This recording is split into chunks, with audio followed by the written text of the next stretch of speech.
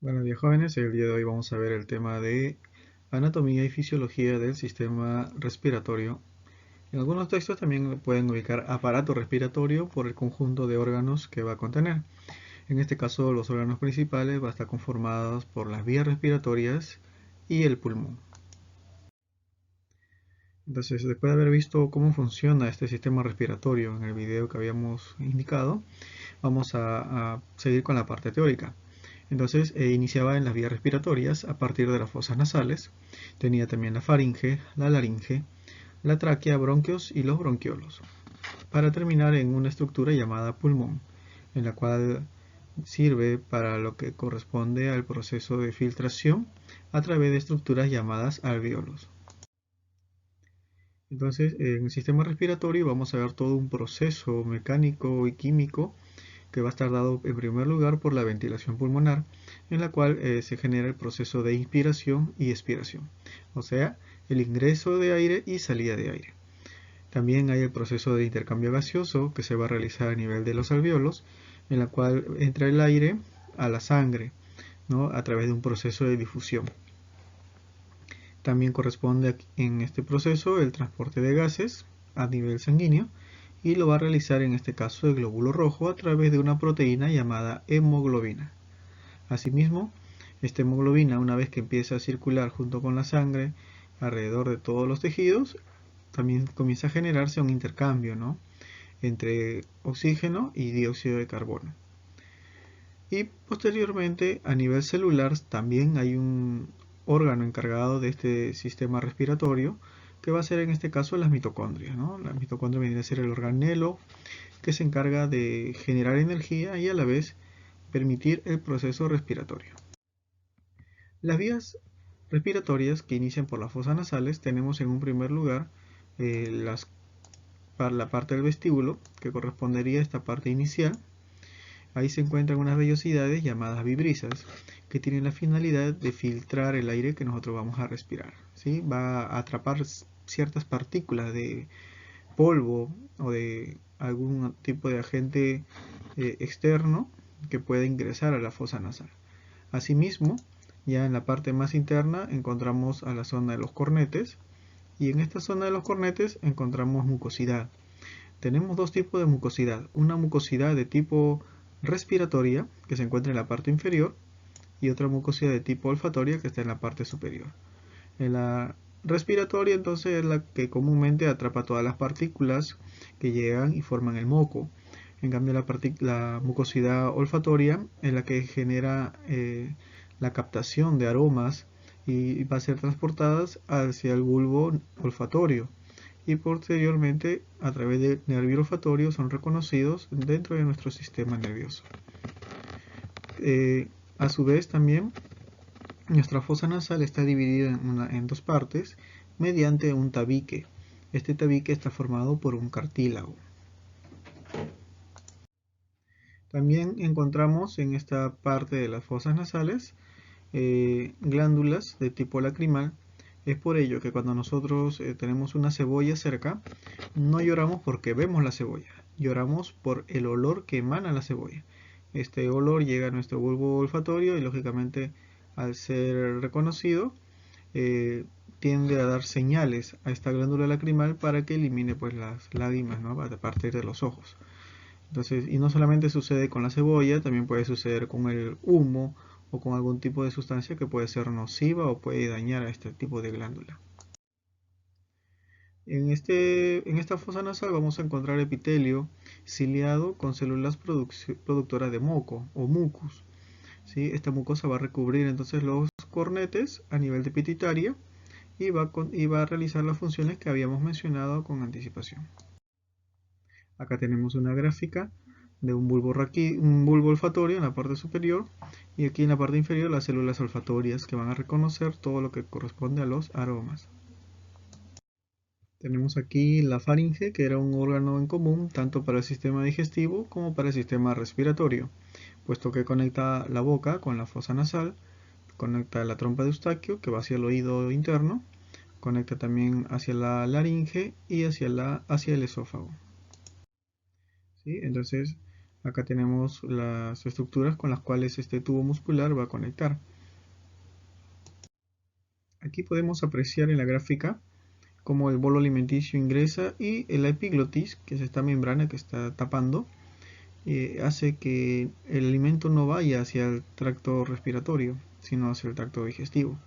Entonces esta membrana epiglotis, ¿no?, es un órgano especializado para hacer y cumplir esa función. Es por ello que nosotros tampoco podemos hablar y respirar a la vez. Aquí tenemos una imagen de la laringe. En la parte superior la epiglotis que habíamos mencionado. Tenemos aquí el hueso ilioides, que es el único hueso que no está articulado con el esqueleto. Acá tenemos el cartílago tiroides y el ligamento cricotiroideo. Toda esta estructura forma lo que nosotros llamamos la manzanita de Adán o nuez de Adán, que corresponde a esta zona de la garganta. En el caso del varón tiene una forma más pronunciada, puesto que las hormonas que tenemos hacen que esto crezca un poco más. Asimismo, en la parte inferior tenemos las glándulas de las tiroides y las paratiroides, que se encargan de elaborar hormonas llamadas tiroxinas para nuestro crecimiento. En la laringe, entonces, como característica es que es un músculo cartilaginoso que comunica la faringe con la tráquea. Está delante de la faringe, está formado por el hueso ilioides y los cartílagos que habíamos mencionado. Asimismo, la prominencia genera lo que nosotros llamamos la manzana de Adán o nuez de Adán. La laringe también contenía la estructura del epiglotis, como podemos ver aquí en la parte superior. Acá tenemos un corte. Aquí en la parte intermedia podemos apreciar las cuerdas vocales. Entonces las cuerdas vocales son músculos que al momento del paso del aire generan una vibración, generan un sonido.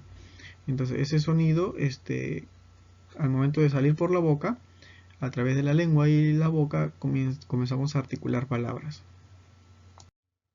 Aquí podemos apreciar en otra imagen, a través de otro corte, la parte media y la parte interna, en la tráquea, y al costado están las cuerdas vocales. Tenemos cuerdas vocales falsas o superiores y las verdaderas o inferiores. Y todas ellas van a vibrar al paso del aire para generar lógicamente un sonido. Posteriormente tenemos ahí la tráquea hacia la parte inferior, que es un tubo de unos 13 centímetros, está conectado después de la laringe y se va a bifurcar en otras estructuras llamadas bronquios, ¿sí? Se va a dividir. A su vez también contiene anillos, ¿no?, cartilaginosos y al momento de bifurcarse en los bronquios, estos bronquios van a dar origen a otras estructuras llamadas bronquiolos, los cuales se van a insertar dentro del pulmón, o los pulmones mejor dicho, para poder seguir transportando el oxígeno. Algunos de los bronquiolos tienen los grosores similares al cabello de una persona.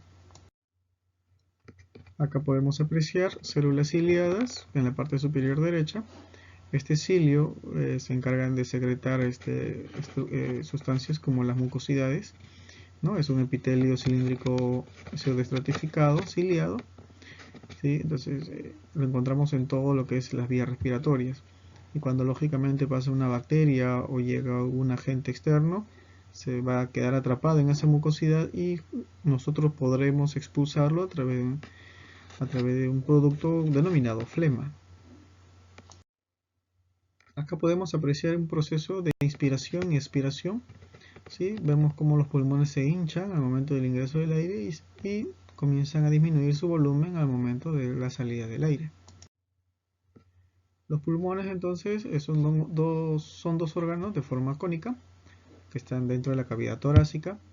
El lóbulo derecho es más grande que el lóbulo izquierdo, ¿sí? El lóbulo izquierdo es más pequeño porque aloja al corazón. Entonces, a su vez también están divididos en lóbulos. En el caso del derecho tiene 3 lóbulos y el izquierdo solo va a tener 2 lóbulos.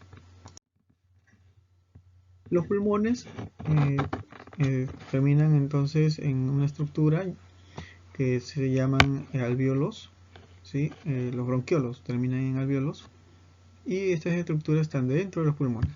Y lo que se va a hacer ahí en estos alvéolos es el proceso de difusión del oxígeno hacia nuestro cuerpo. Y eso lo va a realizar pues a través de estructuras llamadas capilares sanguíneos. Acá podemos apreciar el corte de un pulmón, ¿no? En una sección longitudinal. Aquí vemos pequeñas cavidades, ¿sí?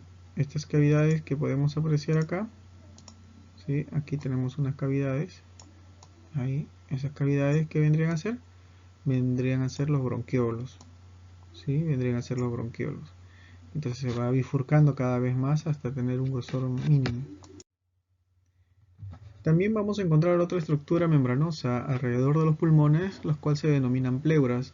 Estas pleuras tienen la función de recubrir al pulmón para protegerlo de cualquier tipo de fricción que pueda estar junto a la parte ósea, ¿no? Al esternón y a las costillas. Entonces tiene una sustancia semiviscosa parecido a un lubricante que va a permitir pues la movilización de estos pulmones durante el proceso respiratorio. Acá, por ejemplo, podemos apreciar nuestros pulmones divididos, ¿sí? En este caso por el diafragma, que viene a ser el músculo, que va a dividir al sistema digestivo del sistema respiratorio. Y también forma parte del proceso de inspiración y expiración. También podemos ver cómo se contraen las costillas al momento de la salida del aire, ¿sí? Y cómo se expanden cuando el aire lógicamente acaba de ingresar. Entonces, durante el proceso de ventilación pulmonar tenemos dos procesos contrarios, tanto la inspiración y la expiración. Mientras que uno se va a contraer, el otro se va a relajar. Si uno se eleva, el otro va a disminuir. Entonces los músculos intercostales tienden a contraerse cuando uno inspira, las costillas se van a elevar, el diafragma se contrae y tira los pulmones hacia abajo. Del mismo modo, va a aumentar el volumen de la caja torácica y el aire entra a los pulmones. En cambio, en el proceso de expiración sucede lo contrario a este proceso.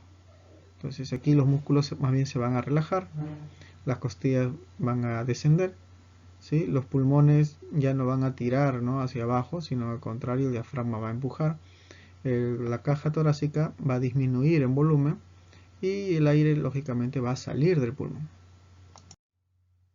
Dentro de los parámetros respiratorios que comúnmente existen, tenemos aquí la capacidad pulmonar, que está dada en una inspiración forzada, un promedio de 6 litros a 4,5 litros en mujer. Estamos hablando de volúmenes.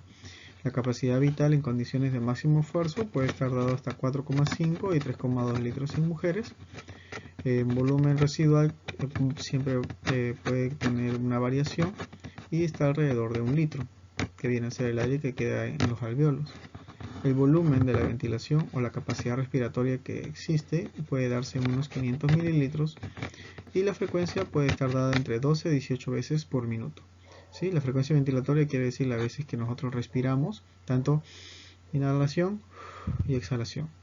¿Sí? Lo hacemos de forma autónoma, puesto que no controlamos ese proceso de forma normal. El intercambio gaseoso lo va a realizar los alvéolos, ya sabemos, ¿no? A nivel de estructuras en forma de racimos y que van a estar muy conectadas a, en este caso, capilares sanguíneos.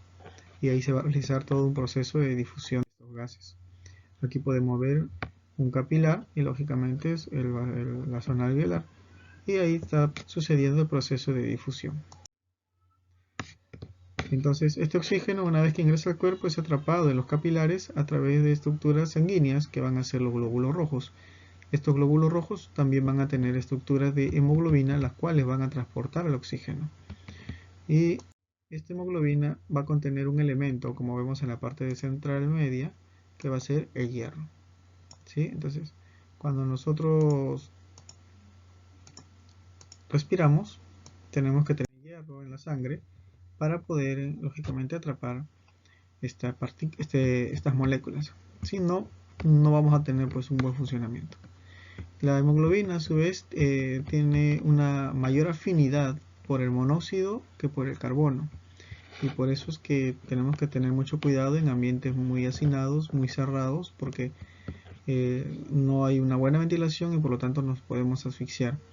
Asimismo, en lugares que tienen gran cantidad de combustión, como las zonas urbanas, en donde de repente los vehículos botan gran cantidad de monóxido de carbono, este monóxido puede ingresar rápidamente al torrente sanguíneo y en algunos casos puede generar hipoxias, ¿sí? Y esta hipoxia se va a manifestar en una cianosis. que quiere decir que la sangre está contaminada por monóxido y lógicamente generará una muerte lenta. Bien, entonces el oxígeno también ingresa a nuestro organismo a través de iones de bicarbonato que van a estar disueltos después en el plasma. El 25% se transporta unido, en este caso a la hemoglobina, en forma de carbaminohemoglobina. A nivel celular tenemos entonces las mitocondrias, en la cual a través de procesos metabólicos liberan energía a través de moléculas de ATP, adenosín trifosfato. Estas moléculas permiten realizar un sinnúmero de procesos, como el caso de la contracción muscular o la biosíntesis. Dentro de las enfermedades que atacan al sistema respiratorio podemos encontrar la gripe, la faringitis, laringitis, bronquitis, la pulmonía o neumonía, el enfisema pulmonar, cáncer y la tuberculosis. Algunas de estas enfermedades, como el caso de la neumonía, son provocadas por virus o bacterias. El caso del COVID, por ejemplo, es una neumonía provocada por un virus. ¿Sí? Entonces, en esta neumonía lo que va a pasar es que el tejido pulmonar se va a ver afectado y no van a funcionar muy bien los alveolos, puesto que nuestros pulmones se van a llenar de líquidos. Por lo tanto, dentro de los síntomas que va a tener, va a estar dada por una tos húmeda, fiebre, por flemas, por escalofríos, ¿sí? Por la piel que puede tornarse de otro color, por la respiración entrecortada. Aquí podemos apreciar en una imagen en un pulmón y vemos que en toda la zona blanca indica neumonía. ¿Por qué? Por el mira color diferencial. ¿Sí? Debería estar un poco más oscuro. Entonces esta parte blanca indica que hay líquido dentro. Tenemos la tuberculosis, que también es una afección que ataca a gran parte de nuestra población mundial y sobre todo en el Perú. Aquí en la región Ica estamos entre los 3 primeros lugares de zonas con tuberculosis. ¿Sí? Esta tuberculosis está provocada por una bacteria del tipo de Mycobacterium tuberculosis, el cual se encarga de destruir el pulmón, ¿no? Lo va carcomiendo por dentro. Y también se puede diseminar a diferentes tipos de órganos, quiere decir que puede viajar hacia otros órganos. Es altamente contagiosa. Dentro de los síntomas está la fiebre moderada, el sudor nocturno, la fatiga, la tos, la flema, que pueden ser causas fatales para algún tipo de persona que tenga sus defensas muy bajas. El cáncer pulmonar también viene a ser otra afección que puede estar dada por diferente índole, pero la mayoría de ellas se asocia a las personas fumadoras, puesto que estas personas destruyen sus alvéolos pulmonares. Pero también puede estar asociada a la herencia, a la edad, a estar expuesto a otro tipo de contaminantes como el radón, el asbesto. ¿Sí? Entonces lo que va a generar es la destrucción progresiva de este pulmón hasta que ya no haya solución y lógicamente la persona tiende a fallecer.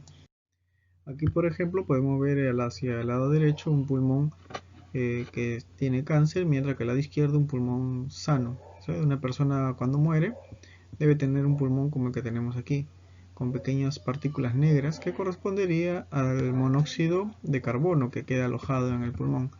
En cambio, una persona que fuma constantemente, todo el alquitrán que contiene el cigarrillo y otras sustancias se quedan alojadas dentro del pulmón.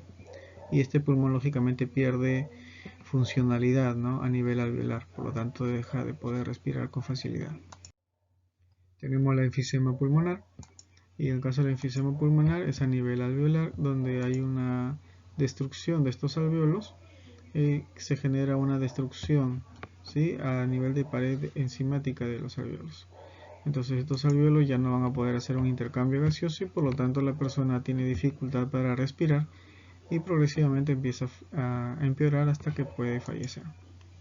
Acá podemos ver en las imágenes los alveolos ya deteriorados, los cuales no van a cumplir su función característica. Bien, entonces como actividad te va a quedar lo siguiente: elaborar una infografía del tema tratado, en la cual vas a tener que en una hoja o tu cuaderno vas a hacer el esquema del sistema respiratorio, vas a ubicar las estructuras de este sistema y vas a ubicar también la función que tiene cada estructura. ¿Sí? Entonces esa es una infografía. Y la segunda parte, ya viste el video del coronavirus, entonces cómo afecta el COVID-19 a este sistema respiratorio. Yo voy a dejar una imagen dentro del grupo de Face y tú te vas a encargar de indicar cómo afecta a este sistema. Hasta aquí nuestra sesión del día de hoy, espero que te encuentres muy bien de salud y nos estamos viendo hasta una próxima sesión. Cuídense mucho.